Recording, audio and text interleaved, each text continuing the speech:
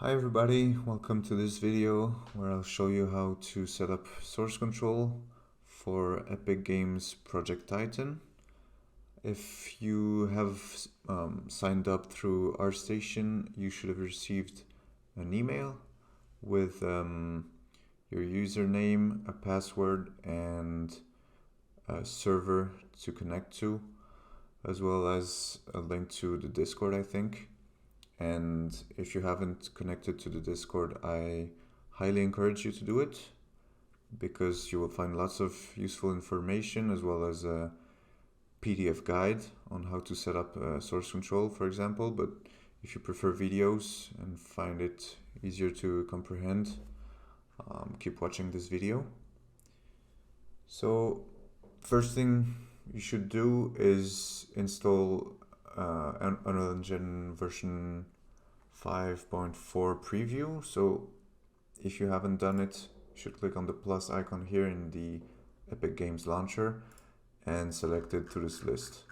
It's quite heavy, and depending on your internet connection, it could take a while. And one thing you have to make sure you actually check is in the options, or when you actually first install it, you should check that the editor symbols for debugging are checked, as this will make crash logs and debugging way easier. And it's quite heavy, I know, but it's actually pretty useful. While it downloads, if you haven't downloaded Perforce or Helix Core, you should actually go and download P4V, which is the visual client, and you should find it here. Just select your OS platform, should be automatic, and then it's either exe or MSI, but it's the same thing pretty much. And once you have installed Helix, you should get something like that. If you have never used P4V, it should prompt you with a window asking for your IP address and username, as well as your text editing application. So in Windows, by default, it's Notepad, but you could use Notepad++ or anything else. And then you actually need to go to Connection, Open Connection. And here you need to paste the server address that was sent to you in the email. It should usually be the closest to where you're actually located, but if you really want to choose, because there's 4 of them, there's US West, US East, Asia Pacific, and Europe. I will put the four different addresses in the description if you want to pick from them. And basically, in the username, you have to put the one that was sent to you in the email as well. And the workspace, you have to leave blank. We'll be able to create it later. And basically, you should click on OK. The only thing that is not shown here, because I actually did it already, is that it will prompt you to trust the IP address, and you can click yes, and then it will ask you to choose the character encoding format, and there's a list, and you have to choose Unicode UTF-8. Then it'll ask for your password, so you can input in the old password the one that is present in your email, and then you have to set up a new one. So I recommend using a password manager such as KeePass, but as long as you remember it or write it down somewhere, you should be good to go. And once you've done that, you should actually see what I'm seeing here. So under Depot, you have Titan with main and the whole project, but you don't have a workspace yet usually, so you should create one. And when you click here, you can actually select new workspace. And when you do that, well, you can change the name here. I like to use my first name underscore the project name basically. And same for the root, except I will put it in a folder that's dedicated to this, but you can see I already created it here, so I won't do it again, but that's basically to say I like having the workspace root and workspace name be the same, but it's not, you don't have to do it like that, but I like to actually do that. And then you have to actually browse the stream, and there's just one which is called main, and you can click OK, and it should show you all those like lines. Just one word of caution: you should choose the root in a disk that has at least like 100 gigs of free space, because the project will get quite big, and since there's quite a lot of people working on it, just make sure you don't have like 10 gigabytes or something, because it will be difficult to actually download the whole depot when working. And yeah, pretty much you should get this and just click OK, and you will have something like that. But to actually download the whole depot locally, you should right click and select get latest revision. And depending on when you do it, since there's quite a lot of people actually doing it right now, it might take a while, or even like refuse access. Just try again in a few minutes, and in the end it should download. For now the project is like 2 gigabytes and it's less than 2000 files, so it didn't take too long for me, but just be patient and wait until it downloads everything. And if you want to make sure you actually have it, in the root you have actually selected, you can go into the folder and make sure that you got the U project file, the content, etc. Here it's like 2.14 gigs.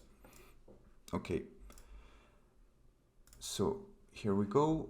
And if you actually have the engine that has been downloaded until now, you can actually open the project file. So to do that, you can either launch it here and select it here, or you can even actually double click it here in P4V. So it's the U project here. I will actually only enable private. And yeah, by default it should open in 5.4 preview, and you have to wait a bit. If it doesn't work that way, like I said, you can either launch the editor like that and then choose the path to the U project file, so this one, or you can actually double click it here. And you just gotta wait a bit because it needs to compile the shaders. Once the project has been loaded, it could be still compiling some shaders here in the bottom right. Just let it do its thing and wait a bit. But then you can directly go to revision control here and select connect to revision control.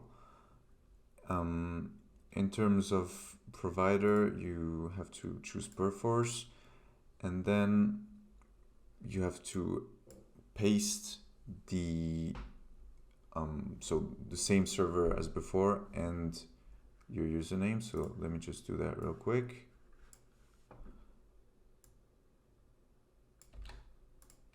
Here,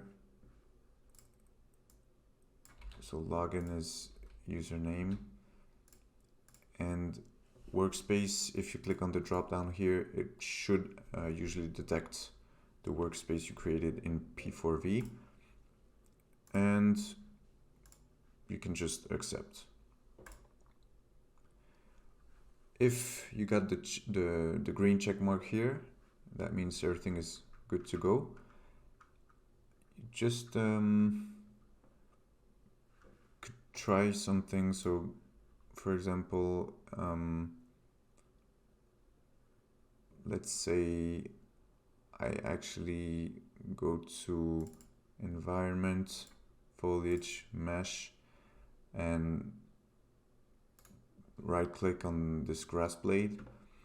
If I try to change anything, so for example this, and I try to save it, if this doesn't pop up and ask you to check out the asset, that means that in one way or another the revision control is not working, because that means that you can actually make sure that no one else is working on that asset, and that you can actually check it in once every change you made is done. And when you click checkout here in P4V, so I was in content, environment, foliage, meshes, it should no longer be, show as green here, it should show as red, and that means no one else can access it. And once you have finished editing it, you could submit the changes through here, but since it's integrated in Unreal Engine, the easiest way is to submit the content. And here there's nothing to submit, but if you have made any change, that's the typical workflow. I suggest you don't actually submit a whole change list for each change you make to any asset. Basically what I would recommend is well, any asset you will actually work on will be automatically checked out, otherwise you won't be able to work on it. But I recommend you actually submit the change list for any big or meaningful change, or something that you would actually need to revert to or roll back to, or I guess at the end of the day when you have finished working on everything, you just click here, submit content, and you can close everything. So I hope that was useful. I hope you managed to correctly set up the version control. And if you have any questions, feel free to ask them in the comments. I'll make sure to answer them, or try to answer all of them if I can. And like I said, you can find it in the description the 4 different server addresses, so you can actually choose the one that's closest to you and make sure you have the best performance. So thanks a lot for watching, and stay tuned for some new tutorials. Bye bye.